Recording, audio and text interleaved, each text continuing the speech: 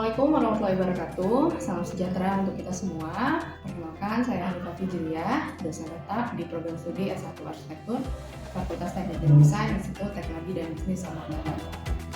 Dalam video ini, saya akan menjelaskan mata kuliah yang saya ampu sebagai salah satu persyaratan sertifikasi dosen tahun 2025 dalam unjuk kerja Tridharma Perguruan Tinggi PDD UKT-PT, khususnya pada aspek pengajaran. Mata kuliah yang akan saya jelaskan kali ini adalah Studio Perancangan Arsitektur 3 atau yang biasa disebut SPA 3. Mata kuliah ini merupakan mata kuliah wajib di semester 4 pada rumpun perancangan arsitektur kota, perumahan, dan permukiman dengan bobot SKS. Mata kuliah ini dilaksanakan dalam 16 kali pertemuan termasuk UTS dan UAS dalam format pameran arsitektur. Mata kuliah ini juga memiliki 3 mata kuliah prasyarat yang merupakan mata kuliah studio di semester sebelumnya, yaitu Studio Desain Dasar, SPA 1, dan SPA 2. Tiap semester, mahasiswa juga diwajibkan untuk mengikuti mata kuliah studio dengan skala rancang berjenjang dan dengan pendekatan yang berbeda-beda. Pada mata kuliah SPA 3, skala rancangan yang harus dicapai adalah bangunan berlantai 2-4 dengan fungsi dan masa yang majemuk. Studio ini juga menggunakan pendekatan tipologi serta pengenalan bottom up dan top down dalam merancang.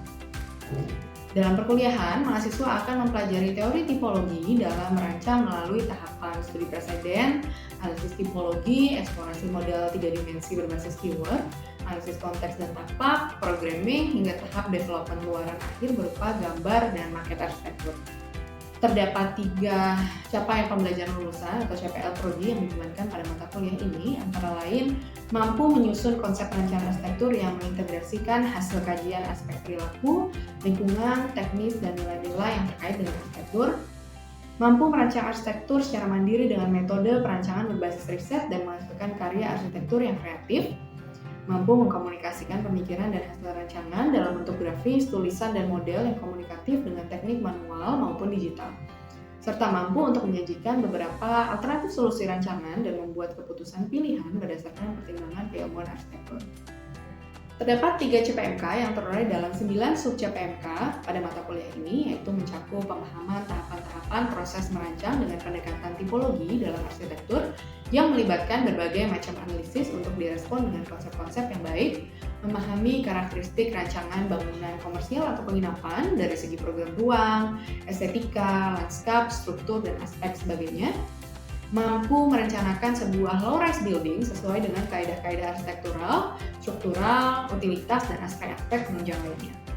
Mata kuliah ini menggabungkan beberapa metode pembelajaran seperti case study, problem-based learning, dan project-based learning untuk meningkatkan keterlibatan dan pemahaman mahasiswa. Penilaian dalam mata kuliah ini terdiri dari 4 komponen utama, ada tugas dan progres ya dengan bobot 20%, kemudian ada kehadiran dengan bobot 10%, ujian tengah semester dengan bobot 30%, dan ujian akhir semester atau UAS dengan bobot 40%. Demikian sekilas paparan mata kuliah SPA 3 yang juga telah tertuang pada RPS. Berikut ini adalah cuplikan kegiatan proses pembelajaran yang dilakukan secara tatap muka pada materi analisis konteks dan programming. Oke, kita mulai teman-teman. Bismillahirrahmanirrahim. Assalamualaikum warahmatullahi wabarakatuh. Waalaikumsalam warahmatullahi wabarakatuh. Sehat semua ya? Oke, teman-teman, sebelum saya mulai, saya mau kasih brief tentang teknis perkuliahan yang sebenarnya saya udah berulang-ulang kali kasih tahu, tapi kelihatannya dalam output itu sering sekali terlihat gitu ya. Ada kekurangan-kekurangan ini ya. Yang pertama adalah attitude mengenai bertanya bila belum jelas, karena seringkali saya nemu saya nge-brief apa di minggu lalu terus habis itu hasilnya beda dengan saya brief. Padahal itu hal yang sangat amat sudah jelas gitu ya, sudah tertulis dengan jelas itu di brief. Jadi tolong baca dengan seksama, kemudian tanya kalau misalnya memang belum jelas. Lalu kemudian poin kedua adalah kalau udah deadline teman-teman, lebih baik selesai daripada perfect. Seringkali soalnya kalian datang dengan tangan kosong gitu ya, enggak tangan kosong, setengah kosong gitu ya, tangan setengah kosong gitu. Karena pengennya tuh perfect, daerah sebelah sini harus selesai dulu semua gitu, tapi melupakan output yang lain gitu. Jadi lebih baik selesai sebenarnya daripada perfect.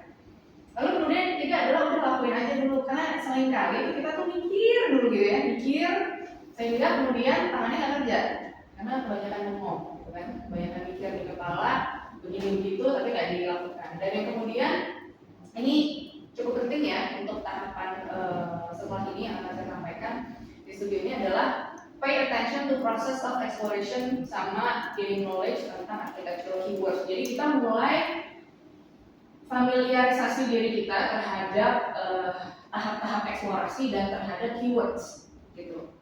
Mungkin kalian dalam hal ini sudah terasa gitu ya perbedaan pengetahuan kalian saat baru masuk kuliah kemarin di semester 1, semester 2 gitu ya, sama sekarang ketika kalian sudah menjalani beberapa semester perkuliahan arsitektur, keyword spasialnya pasti akan lebih kaya gitu. Dan jangan lupa masalah eksplorasi ya, karena di studio ini kan kita selalu ngomong masalah eksplorasi, jadi jangan takut salah karena itu bagian dari mendesain.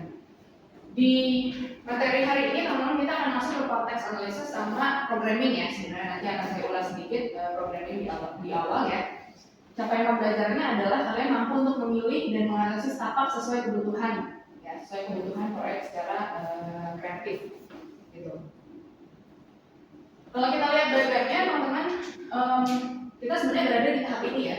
Kita udah punya goal, kita punya konteks, dan kita mau analisis dia untuk membantu kita memformulasikan project. Nah, kemarin ini kita sudah melalui ini ya, ini yang belum nih. Jadi nanti ketika kita sudah selesai di sini, kita kemudian lanjut di sini, kita kawinkan, jadilah dia sebuah project yang utuh. Oke teman-teman, saya mau mengulas sedikit mengenai programming ya. Udah pada tahu kan? Bikin diagram kayak gini ya. Apa namanya? Nggak ada namanya, ada tulisannya. Bubble diagram. Kalau ini saya suka bilangnya programming versi bagian kelurahan. Saya suka bilang kayak gini gitu. Kenapa? Karena kayak bagian struktur organisasi, Pak Lurah, sekretaris gitu ya. Tapi sebenarnya ini adalah cara juga ya, salah satu cara untuk mendeliver program yang kita mau develop secara spasial dalam 2 dimensi. Gitu. Kita mau melihat bagaimana ruang apa dekatnya sama apa. Kalau kita jalan lewat koridor, nanti kita akan punya pilihan untuk masuk ke ruangan apa saja. Warna-warna ini bukan nggak ada artinya gitu ya. Ini ada artinya. Mungkin kalian bisa coding dia menjadi area publik, area privat, semi publik, very private misalnya gitu ya. Who knows, kalian lagi bekerja di sebuah project yang resort misalnya gitu ya, yang degree of privacy-nya itu beda-beda. Ada yang secluded, ada yang sangat secluded gitu ya, sehingga misalnya nggak ada orang lain yang bisa mengakses selain dia aja yang nyewa misalnya gitu. Sehingga nanti bubble diagramnya menyesuaikan gitu kan. Ini bisa untuk kemudian kalian melihat ya, lihat persebarannya sebenarnya. Lihat persebarannya bagaimana area ini nih, ya, itu ternyata highly likely connected.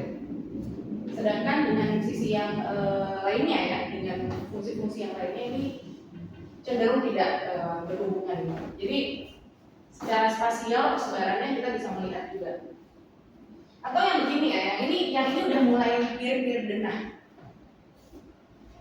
Bahkan di sini ada keterangan possible building separation and phasing. Di sini dia udah mulai membayangkan gitu ya, bahwa ada program ruang yang dia kemungkinan terpisah bangunan, terpisah masa bangunan. Dilihat dari ini ya, separation dari titik-titik yang dari daerah sini nanti beda bangunan, sini beda bangunan, sana beda bangunan. Kan?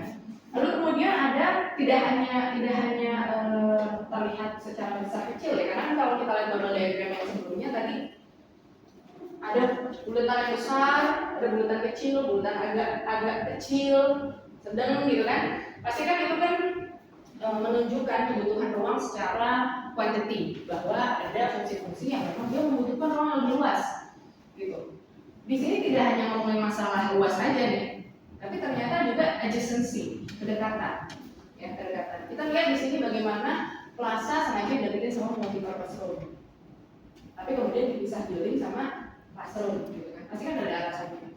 Kemudian ada degree of connection yang kemudian dicoba untuk direncanakan gitu ya. Ada yang hanya terhubung secara visual, jadi cuma bisa lihat ya mungkin jendela ya, atau dinding-dinding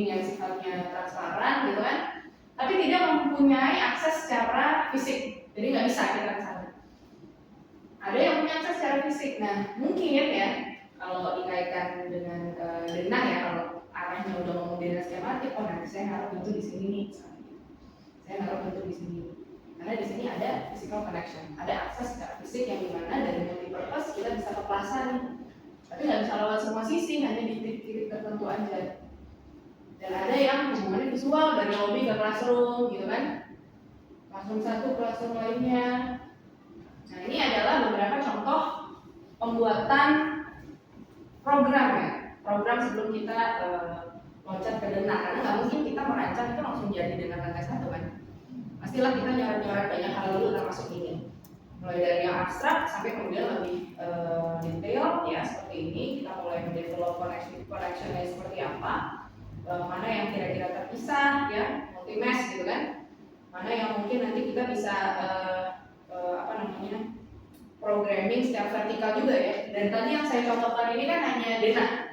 Programming itu bisa secara section juga. Jadi teman-teman itu nanti bisa merencanakan gitu ya, merencanakan lantai satu ini misalnya dindingnya apa, oh dia public, lantai 2-nya semi public, atasnya privat misalnya gitu. Atau bisa juga ada bangunan yang sunken gitu ya sistemnya. Jadi ada lantai B1 B2-nya gitu. Atau kayak di Singapura tuh, ada yang pernah ke luar negeri ke Singapura? Berapa dalam Mbak Mala pernah ke bawah tanah? Ingat gak? Turun berapa? Kalau saya ingat waktu itu terakhir saya ke sana 14 lantai ke bawah itu ada mall, jadi masih ada mall di bawah. Publik kan berarti di bawah tanah gitu tapi publik gitu loh. Sehingga ground itu bukan base level untuk bikin jadi area yang sudah publik. Ternyata kita ke bawah ada mall ya juga, ada lami golden lamian gitu kan. Ada paper lunch di bawah kita bisa makan, tapi itu 14 lantai di bawah ground. Kayak gitu. Jadi programming section itu sangat dimungkinkan terjadi gitu. Nah, kalau kemudian ada bangunan seperti ini nih. Nah, mungkin ini lebih enak nih. Kalian mungkin pernah dengar istilah arcade. Mungkin ini suka ketemu arcade itu di sekolah tua kali ya, kalau gitu. Arcade itu adalah tempat jalan ya sebenarnya, tempat jalan selasar yang nempel sama pinggir bangunan, tapi dia masih tertutup, gitu, masih ada koneksi dengan bangunan. Kita masih bisa melihat bangunan yang ada pintu yang bisa kita akses ke dalam bangunan, seperti itu. Tapi kita nyaman jalan di situ dan itu areanya publik, tidak privat. Jadi kita nggak takut kayak kalau di TC kali ya, di sini tuh kita jalan, terus habis itu tiba-tiba, ayo kak beli gitu kan. Nah nggak ada, di arcade itu nggak boleh ada kualitas yang kayak gitu, sehingga kita tuh bisa jogging di situ, bisa santai di jalan gitu, seperti nggak ada modul gitu kan. Gitu ya, jadi tampak dengan desain yang berbeda-beda ya, dengan jenis yang berbeda-beda, itu memungkinkan kita ya sebagai pengguna bangunan untuk mendekati bangunan itu dengan berbeda juga. Mau jalan cepat kah, mau jalan lama kah gitu kan. Itu bisa diatur dari bagaimana kita merencanakan tampak bangunan kita. Kalau udah ngomong tampak, baru kita ke dalam. Si bubble diagram tadi tuh dia mau menghasilkan akses kayak gimana sih?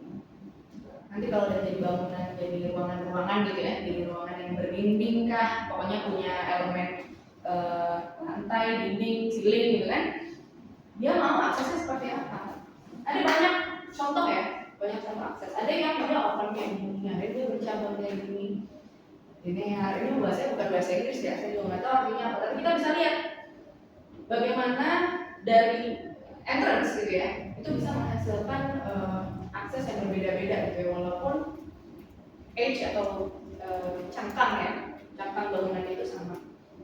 Ya, ini kan paling sederhana sebenarnya ya, bisa kayak gitu. Ada rules-nya ya tentang bagaimana ini sebenarnya interlink gitu, tapi nggak terhubung banget, ya nggak nempel, karena dia hanya terhubung oleh beberapa surface gitu kan, yang kemudian di tengahnya ada area kosong. Satu lagi masalah threshold ya, yang perlu saya sampaikan. Ada yang tahu nggak? Ini nggak ada perintahnya.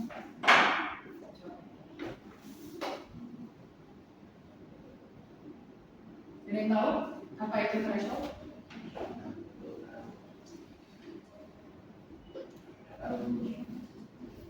Asal threshold itu sebenarnya kalau di bahasa Indonesia ini ambang ya, ambang batas. Kalau saya terjemahkannya sebagai ambang, menurut kalian kira-kira threshold itu terjadinya di mana sih di bangunan? Adanya di mana kira-kira? Apa yang disebut sebagai ambang kalau di bangunan? Atap. Di atas. Di atas. Berarti ambang antara apa dan atap? Lantai sama atap. Lantai sama atap. Kita nih berarti ambangnya. Ya, kaki sama kepala. Ambang di atas. Ada lagi? Dapat lagi? Mengambang. Oh, itu mau mengambang ya? Floating. Floating beda ini ambang. Ambang ya. Jadi gini, teman-teman, threshold yang saya maksud di sini adalah sebenarnya ada hubungannya dengan atap tadi ya. Karena atap itu kan sebenarnya membatasi kita antara ruang dalam sama ruang luar. Ini sebenarnya yang saya sebut tadi di threshold ya. Jadi ada indoor sama outdoor. Outdoor. Nah, ini garis putus-putus ini yang sebenarnya kita masih mikirin kan? Kenapa sih penting banget mikirin threshold, ambang atau batas tadi antara indoor sama outdoor, antara ruang luar dan ruang dalam, baik itu secara vertikal maupun horizontal? Karena kalau nggak dipikirin dengan baik, kalau hujan tuh air masuk di dalam ini sekarang, berenang kita. Kalau nggak ada atap, jauh kan? Iya. Basah. Terus juga dari kamar mandi misalnya ya, dari kamar mandi ke kelas atau ke koridor ya, maksud jauh-jauh nih ke kelas ya. Dari kamar mandi ke koridor gitu ya. Bayangin elevasinya sama. Ada yang wudhu, ada yang nyiram apa segala macam, airnya keluar dari koridor gitu kan. Makanya threshold itu penting. Ya, threshold itu penting sehingga ketika kita menyusun tadi ya, menyusun si bubble diagram itu dalam bentuk denah kah, ya dalam bentuk potongan kah, kita harus benar-benar mikirin thresholdnya itu gimana, bagaimana sih terjadinya hubungan ruang dalam sama ruang luar. Baik itu tadi ya mungkin sifatnya kayak dalam kamar mandi sama luar kamar mandi, dalam kamar sama luar kamar, ruang luar sama ruang dalam secara harfiah gitu ya. Karena ada hal-hal teknis yang perlu kita akomodasi di situ. Seperti ya, becekan gitu kan, becekan karena itulah kenapa kalau kita ngomong konteksnya kamar mandi ya, ada kamar mandi yang sengaja memang dia dibikin kering supaya efek dari si thresholdnya itu ya, si batasnya itu nggak terlalu kelihatan, nggak bakal ada. Kalau di sini kan karena kamar mandi kita basah ya, suka ada jejak-jejak kaki gitu ya, coklat, apalagi kalau habis main futsal gitu. Kemarin tuh habis turnamen ya, ini kamar mandi lantai 3 tuh coklat tuh kan gitu. Jadi kalau ngomongin threshold itu banyak banget ininya ya, banyak cabangnya. Termasuk kalau kita sebagai orang Islam kan ya, maghrib itu kan ditutup di dalam pintunya. Kalau misalnya kita tidak mendesain bangunan dengan jelas mana ruang dalam dan luar, bingung mana yang mau ditutup kan jadinya. Bayangin kamar tidur kita ada pintu nih, tapi di sini dindingnya setengah gitu. Apa yang mau ditutup kan jadinya gitu. Makanya ngomongin masalah threshold ketika kita bicara soal program ini jadi penting. Nah, kita masuk sedikit teman-teman ke site analisis ya. Teman-teman sudah punya site masing-masing, dan yang dimintakan untuk dibuat bagi analisis adalah urban tangible elements. Jadi ada tangible, ada intangible. Apa tuh tangible? Ini kayaknya bahasa Indonesia perlu di-upgrade nih.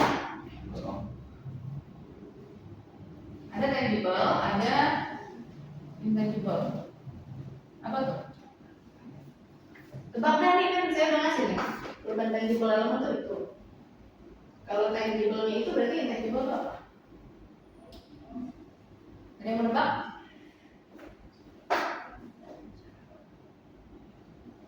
Nah, Bang Agrib ini. Tangible itu teman-teman yang bisa diinderai ya. Yang bisa kita lihat, yang bisa kita pegang, yang bisa ya kelihatan lah, gampang kelihatan gitu kan. Contohnya apa? Jalan, pedestrian, ruang terbuka, solid void, green spaces. Nanti kita coba lihat bagaimana sih kita memapping ini ya di analisis apa. Sedangkan intangible itu adalah yang nggak kelihatan. Contohnya misalnya budaya. Nah, budaya. Terus kemudian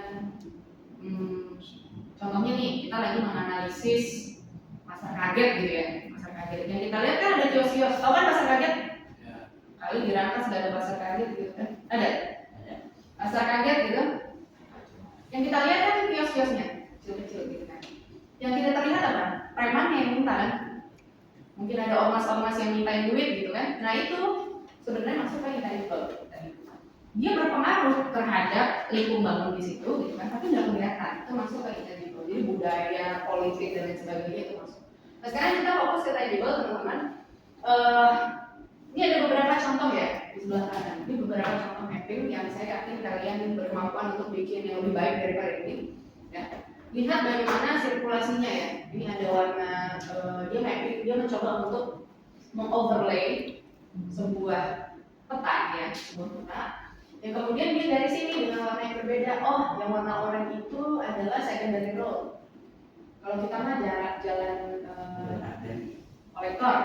Kalau secondary, kalau main road baru arteri. Yang merah nih arteri. Gitu. Kolektor yang oranye gitu kan. Terus ada lagi ya residential housing, pathway-nya gimana aja. Terus kemudian secondary pathway, ini untuk berjalan kaki gitu ya. Crossover link showing circular to center, jadi dia punya center berpotongan di daerah mana. Terus ada area hijaunya juga ya, area hijaunya di mapping. Ada lagi contoh lain ya, contoh lain tentang bagaimana kita menganalisis berbagai moda.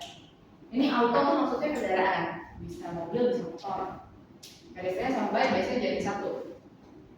Walaupun tetap praktikally kadang bisa dipisah, kadang bisa dijadiin satu juga.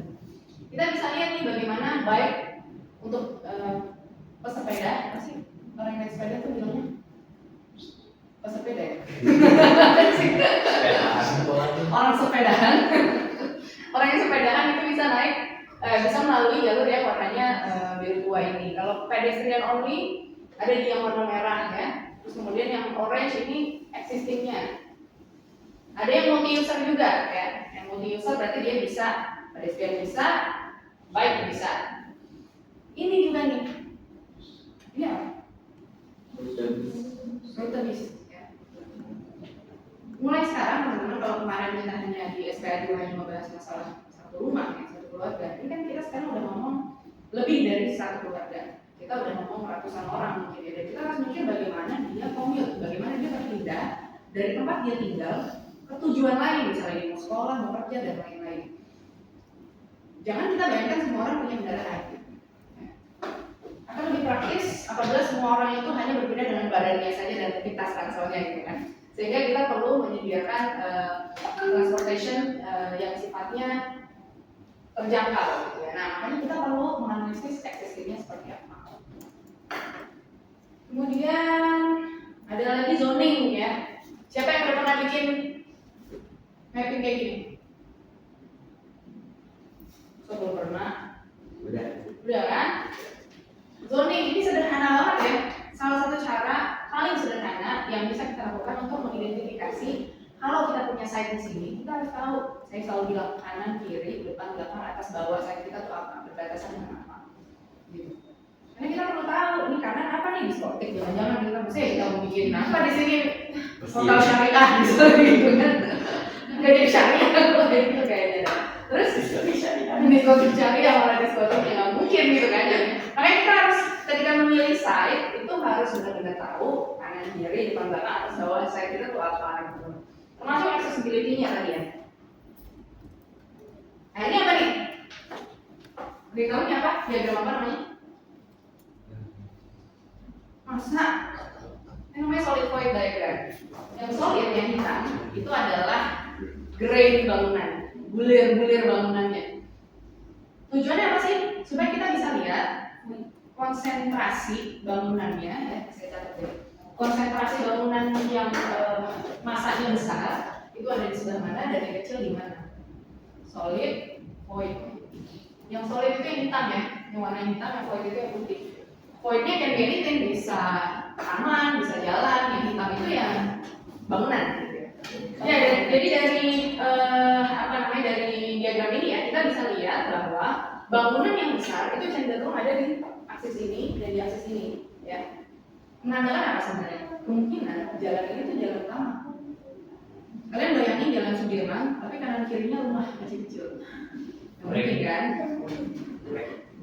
Nah, mungkin makanya jalan utama itu biasanya dikelilingi sama bangunan atau kanan kirinya itu biasa bangunan-bangunan yang bulknya besar, maksanya besar.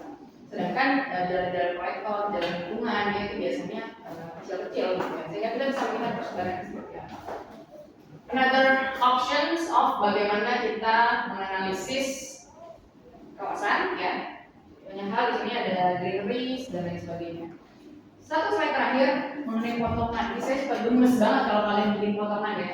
Karena itu cuma garis sama bangunan. Seakan-akan dunia ini lempeng semua. Gitu. Padahal itu cuma begini nih, kalian bikin potongan tuh begini, gini ya. Terus di sini ada bangunan lagi. Terus di sini mungkin dikasih mobil gitu kan. Di sini ada bangunan lagi gitu. Udah. Padahal kalau main dari potongan itu banyak banget ya. Greeneries itu perlu masuk. Orang jalan kaki di mana? Elevasi jalan itu harus beda sama elevasi depan rumah kita. Ini ada udah elevasinya ada berjenjang lagi. Walaupun mungkin bedanya 16 cm ya. But it makes a really huge difference karena bayangin kalau ini sama depan sama banjir kalau hujan ya kan masuk. Jadi ngomongin threshold lagi tadi sebenarnya. Jadi potongan itu nggak bisa sembarangan begini teman-teman ya. Kita harus benar-benar melihat elevasinya seperti apa, kita identifikasi area publiknya mana, privatnya mana gitu ya. Tambahkan urban furniture yang kalian bisa lihat, lampu ya, traffic lights, kursi, mungkin ada halte dan lain sebagainya, ada orang, ada mobil, motor. Kalau di Indonesia biasanya kalau bikin potongan itu dikasih tiang listrik. Karena apa? Tiang listriknya semrawut. Gitu. Itu kan yang membuat potongan kita menjadi kontekstual. Lihatlah tapak kita apa adanya teman-teman. Jadi jangan difilter. Ada sampah, gambar sampah di situ. Ada kabel, gambar kabel di situ. Ya, lihat apa adanya as it is. Saya mau menutup dengan satu keyword yang satu quote yang berkaitan dengan itu. Jadi kata Kevin Lynch, desain lingkungan yang baik itu didasarkan pada pemahaman yang menyeluruh terhadap tapak, bukan hanya bangunannya aja. Ya, jadi sekali lagi saya tekankan ketika kalian melakukan analisis tapak, lihat tapak itu apa adanya. Ya, lihat tapak itu apa adanya, jangan dikurangin, jangan ditambahin. Gitu. Oke, sekian materi kita di minggu ini teman-teman. Mudah-mudahan bermanfaat untuk semua. Kita tutup dengan baca hamdalah. Sebagai penutup, semoga video ini dapat memberi gambaran mengenai mata kuliah SPA 3. Sekian dan mohon maaf apabila terdapat kesalahan dalam video ini. Saya tutup. Assalamualaikum warahmatullahi wabarakatuh.